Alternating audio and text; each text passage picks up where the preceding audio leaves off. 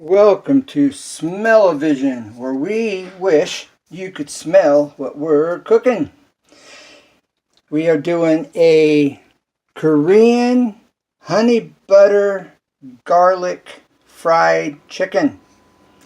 We have the chicken lightly seasoned, and then over here we've got the oil that we'll be deep frying it in. Okay? And we'll get into the seasons and all of that here real soon.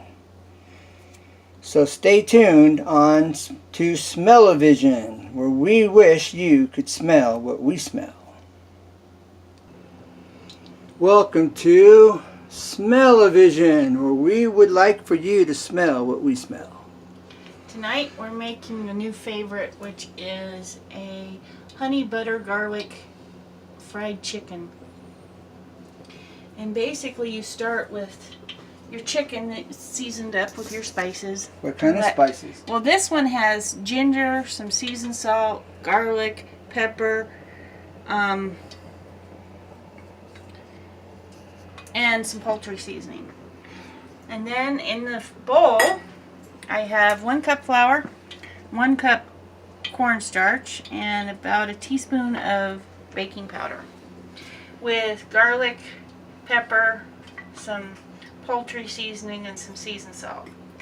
Then you just mix it all up real good so you're getting the flavor. And then I'm going to crack 3 eggs, whisk them together so I can dredge the chicken in the egg, and then dip it in the cornstarch when the oil's hot enough. And then you just deep fry your chicken. Now, in order to keep it from getting oily, you really need a cooling rack. I don't have one, so I improvise with my broiler pan. just so that it gets some air and the grease can drain off, and as you're pulling them out, you don't want to overcrowd your pan. So whatever you have in chicken, if it fits 3 or 4 pieces, great. And you just fry them up for about 16 to 20 minutes. You'll know when they're about done because your chicken will start to float. And it comes out with an extra crispy skin, which is really nice, with lots of flavor. Now we're going to season the flour. I already did. Okay. So this is seasoned flour for the crispy chicken. Okay, and as you're frying it, when you get closer to being done, we'll make the garlic honey butter sauce. Oh, that garlic honey butter sauce is the bomb. You can drizzle over the top. Last night I just gave everybody a side dish of it because it's so good. You want to dip everything into it. And tonight, because I made it last night and it was so good and they want it again, no big deal. I have some leftover mashed potatoes that I'll be heating up and some leftover corn. But it was so good, they're like, please make it again. So. Yeah, this is really good. Thank you. Okay, just whisking up the egg to dredge the chicken in. See, we missed it. Now, this is always fun, that stuck egg, the dreaded stuck egg. The dreaded stuck egg. Let's cut it out of here. Let's just cut the package. Give me a knife or some scissors, and we'll get this out of here. Here, hold on to this. Here we go, getting this in position. Alright, the dreaded stuck egg. I'll show you a quick and easy way. Easy 2 tips and tricks. Just don't hit your egg. Okay, we'll just cut this bad boy, not a bad egg, out of here. Now, we don't have a cracked egg that we're trying to spoon over here. Alright, now we can get this cracked and put in there.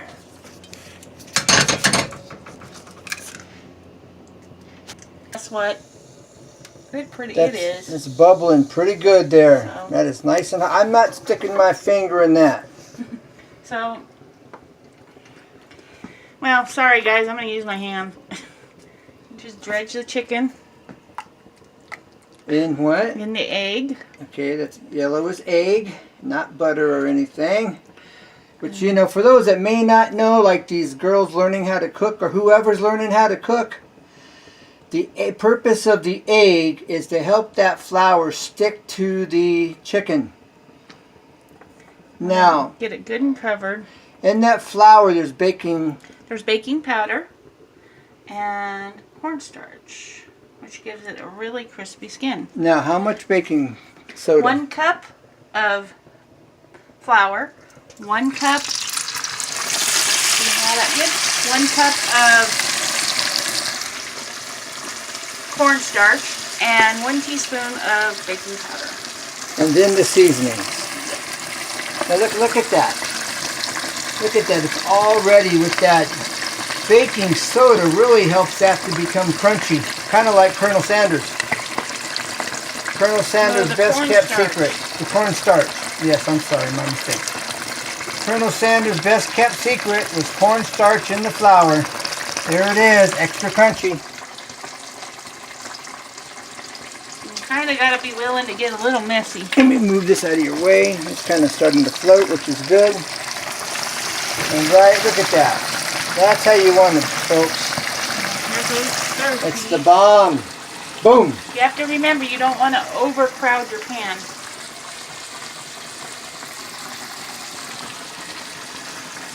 You just get it covered. That's all you're doing. The egg does the rest. And then the oil finishes it off. All right, that pan is going to hold 3. That's all it's going to hold at a time. This Dutch oven. That's a ceramic cast iron coated pan. It's a cast iron ceramic coated Dutch oven. Okay, a ceramic cast iron coated Dutch oven. That's called a Dutch oven. For those that don't know, there's a lid, matching lid. Now, the only problem we've had with this is it likes to boil over a little. Oh, yes. So we're going to have to kind of watch. But I got to set a timer here for about 18 minutes. Okay, now see the foam bubbling begin to rise? This is actually bubbled yesterday right over the top. Made a huge mess in my kitchen. Yes, we had to redo like everything. The person my wife got this from was somebody she just randomly chose, and they did not say anything about the foam, and don't know what the deal was last night, but this foam actually continued to boil and bubble up. Now there was more oil in the pan. Not sure exactly what caused all that, but it boiled over and created a huge mess. And so just keep that in mind when you're doing this. And I had this pot about 1/3 of the way up the side on oil. I'd say the oil level was about right here, okay? About 1/3 of the way up or so. Just enough to cover it. Now you can see this chicken's beginning to float, okay? But it isn't nowhere near done. Okay? And this is like Colonel Sanders' extra crunchy chicken right here. Look at that. That's the real deal.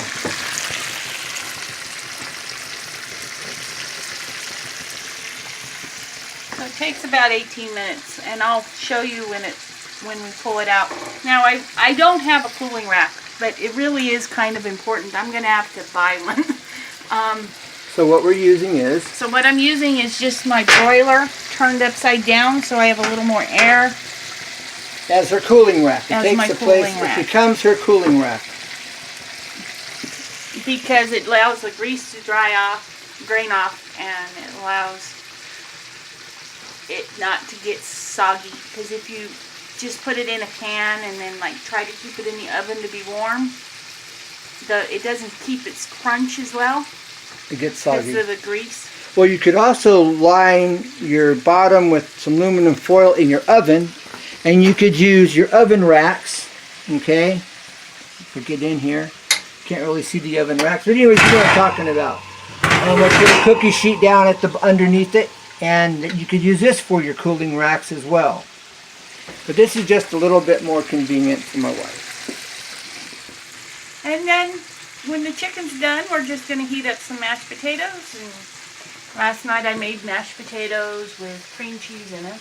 Oh, that was the bomb. Cream cheese in your mashed potatoes. And some corn. And you could do a mayonnaise cream cheese in your potatoes too. But as we get closer to getting all of this done, because I've got 1, 2, 3, 4, 5 more pieces of chicken to cook, we'll make the butter garlic honey sauce, which is delicious. I haven't enjoyed something as much as I've enjoyed that, so. It's the bomb. Big thumbs up. Yeah. All right. We'll get to the next portion here. Stand by.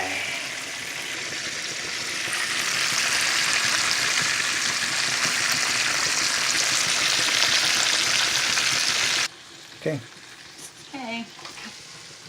Watch the popping. You want it to kind of drain there. See how crispy those are? I don't know that you could ask for more crispy. Look at that crispiness.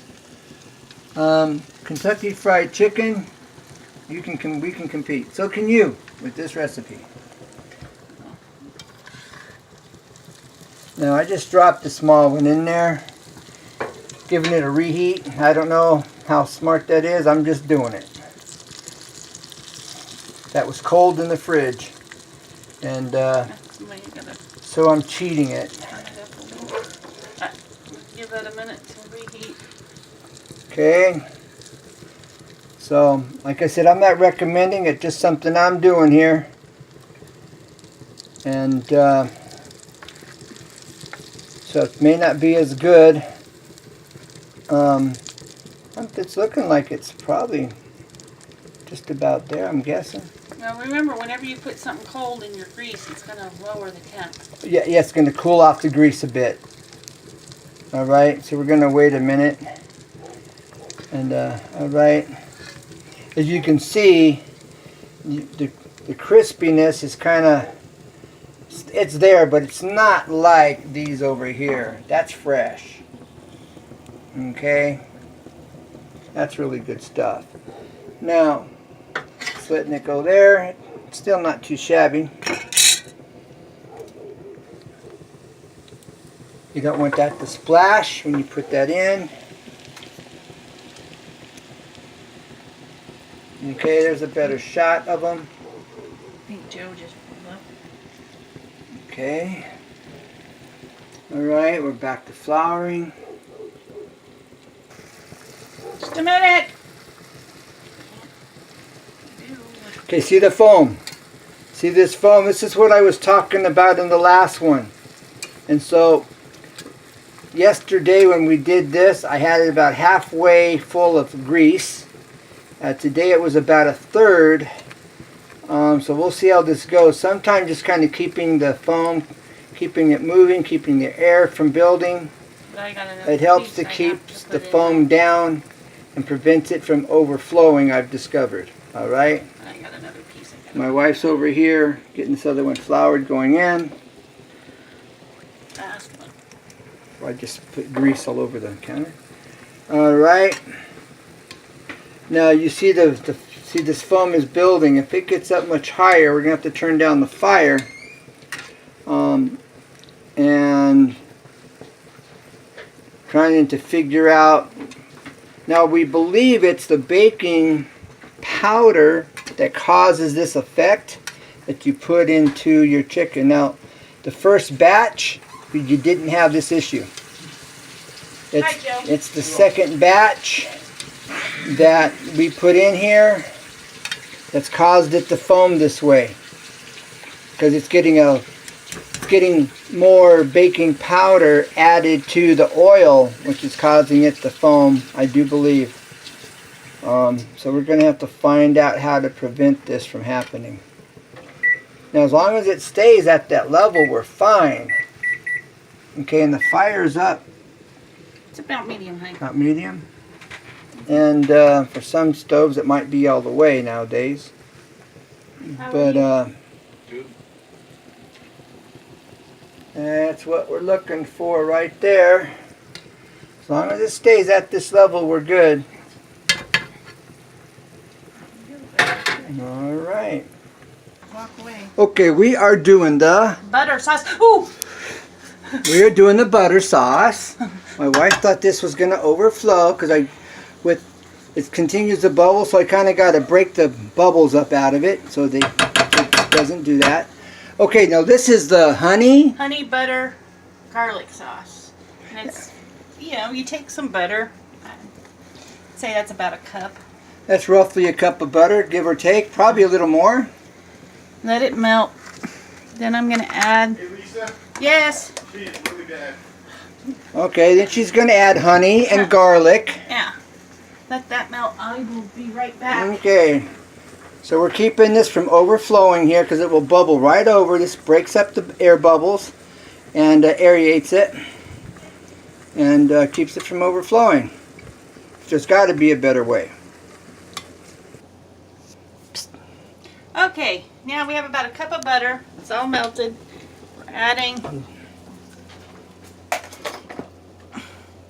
about a cup, Oh, we got a little, there you cup go. of sugar. Roughly a cup of sugar. There. Okay, Dissolve it all together. a cup of butter, probably a little more, a cup of sugar, and maybe not quite. But if you want to do it, And I need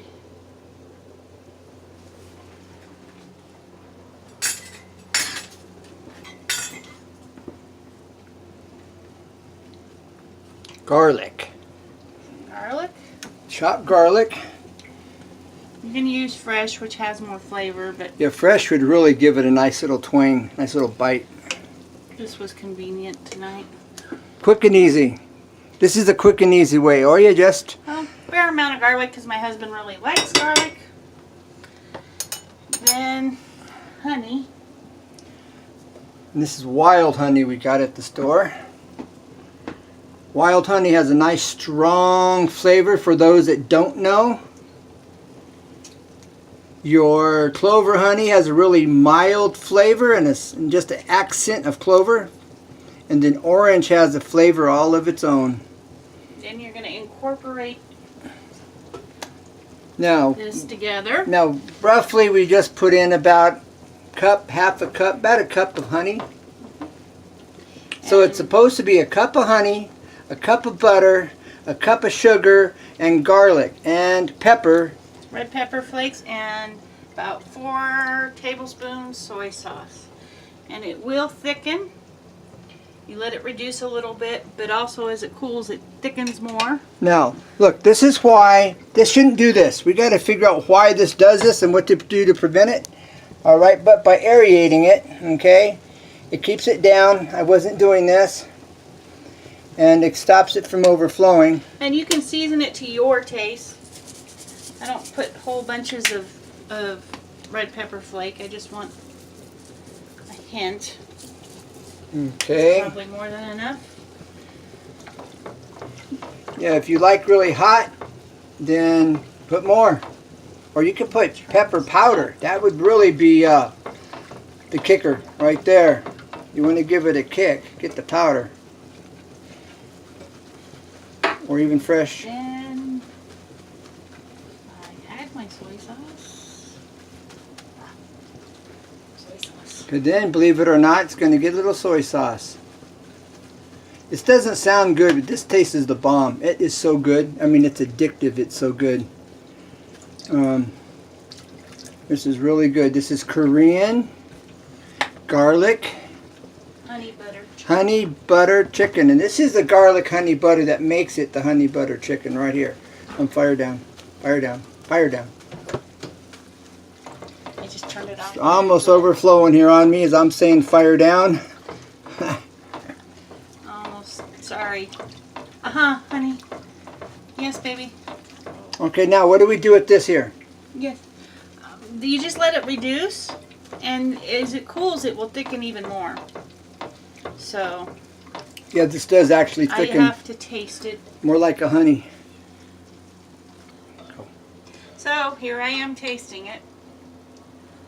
It hasn't cooked. You need to let it marry a little bit, but let it marry. Let it blend. Let the flavors kind of mix and meld together. Yep, and believe it or not, I think it might need just a little more honey, but I need a second see. opinion. It's sweet. Think it needs more honey? I don't know. I don't think so. I'm choking on the peppers and trying to talk. Okay. Alright, so it's a little green yet. It's got to marinate and cook a little bit more.